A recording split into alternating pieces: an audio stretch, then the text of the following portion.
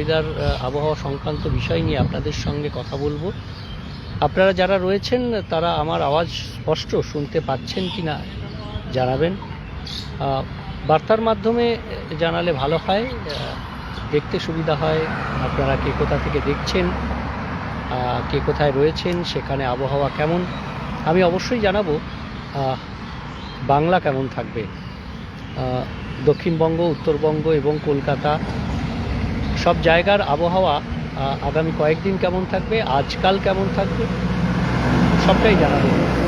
তার আগে একবার আমি যেখানে রয়েছি কলকাতার ময়দান, সেখানে একটু ছবিটা দেখাই। সূর্য উঠেছে, তবে মেঘ রয়েছে, মাঝে মাঝে মেঘে ঢাকা পড়ছে সূর্য। মেঘলা আকাশ, আংশিক মেঘলা আকাশ, এবং কেউ খেলাধুলা করছেন, শারীরিক কসরত করছেন।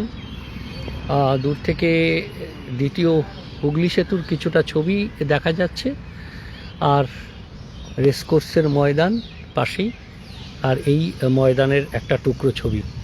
আর এই টুকরো ছবি দেখাতে দেখাতেই আপনাদের আবহাওয়ার আপডেট অবশ্যই দেব। বেলদা থেকে দেখছেন ইন্দ্রজিৎ বেরা। কেমন আবহাওয়া ইন্দ্রজিৎ বাবু আপনার ওখানে?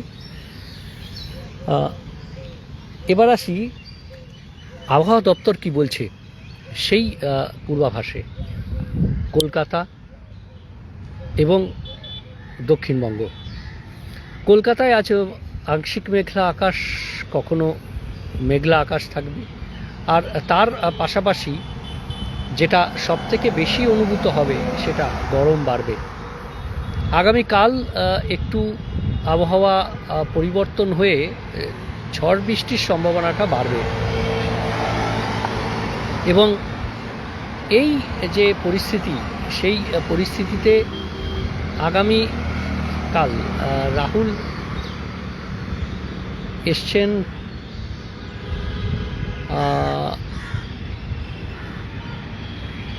বাঁকুড়া থেকে দেখছেন। ধন্যবাদ রাহুলবাবু।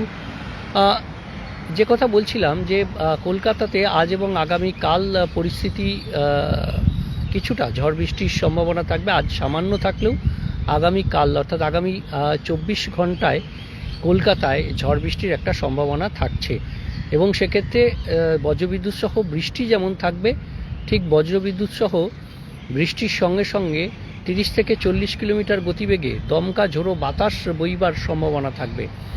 অন্যদিকে আমরা যদি দেখি যে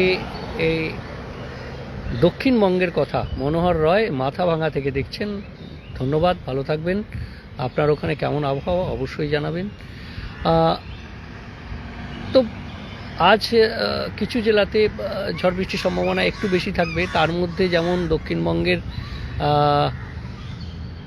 বাঁকুড়া, পুরুলিয়া, ঝাড়গ্রাম রয়েছে, তেমনি পূর্ব পশ্চিম বর্ধমান, বীরভূম, মুর্শিদাবাদ, নদিয়া এই জেলাগুলিতে সম্ভাবনা কিছুটা বেশি থাকবে। আর আপনাদের জানাই যে শিলচর আসাম থেকে দেখছেন দিবজ্যোতি চক্রবর্তী, ধন্যবাদ। আজ তো এই কটা জেলাতে ঝড় বৃষ্টির সম্ভাবনা সামান্য, অর্থাৎ অন্যান্য জেলাতে যেরকম থাকবে বজ্রবিদ্যুৎ সহ বৃষ্টি এবং ঝোড়ো হওয়ার সম্ভাবনা কিছুটা বেশি থাকবে এই জেলাগুলিতে। বাকি আগামীকাল আবার একটু ঝড় বৃষ্টি বাড়বে। দক্ষিণের জেলাগুলির মধ্যে আগামীকাল ঝড় বৃষ্টির সম্ভাবনা বেশি থাকবে যে জেলাগুলিতে, সেই জেলাগুলি হলো পুরুলিয়া, বাঁকুড়া,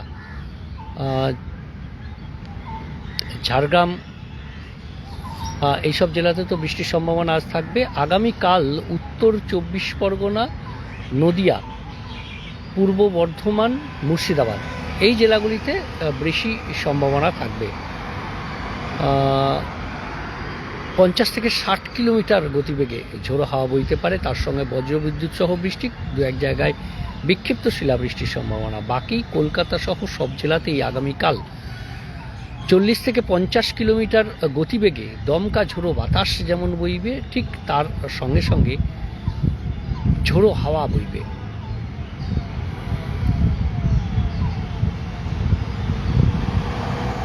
অন্যদিকে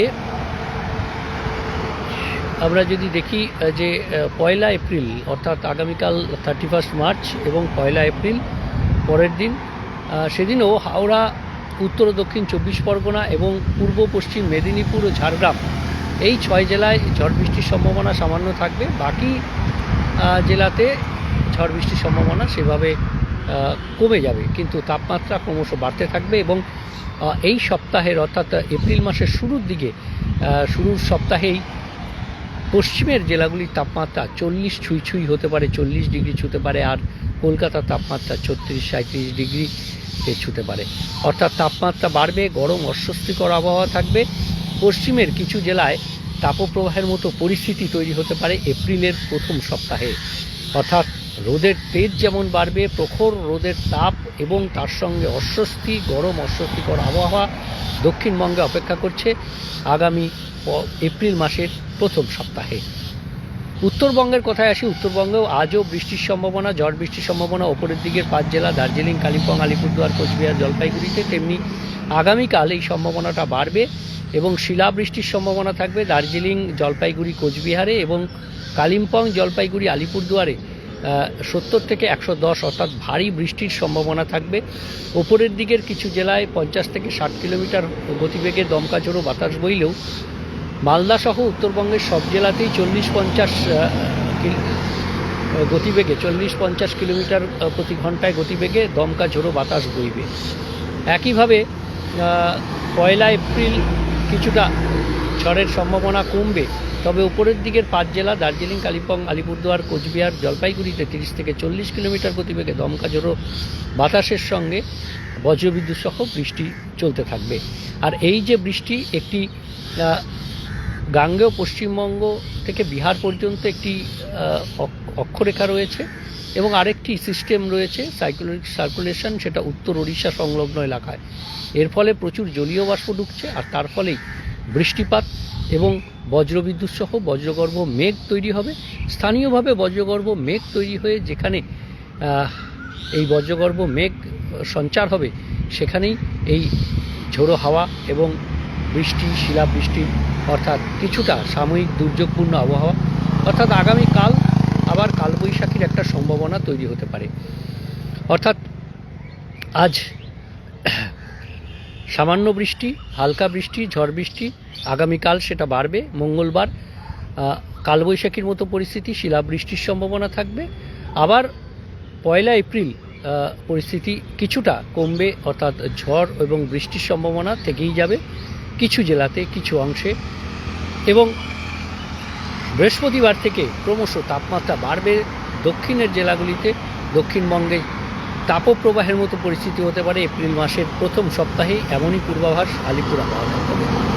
রবি সরকার উত্তরবঙ্গ কেমন থাকছে জানিয়ে দিয়েছি, অবশ্যই দেখে নেবেন। বাবলু মণ্ডল, নর্থ 24 পরগনা। প্রদীপ কুমার ঘোষাল, আকাশ পরিষ্কার। কবে হবে স্যার? এই মুহূর্তে তো সম্ভাবনা কম, তবে আংশিক মেঘলা আকাশ থাকবে। পুরোপুরি পরিষ্কার এই মরশুমে খুব কম সময়ের জন্য হবে। আবার আংশিক মেঘলা আকাশ এবং মেঘ রোদের খেলা চলবে, তবে বৃহস্পতিবার থেকে মূলত পরিষ্কার আকাশের সম্ভাবনা বাড়বে।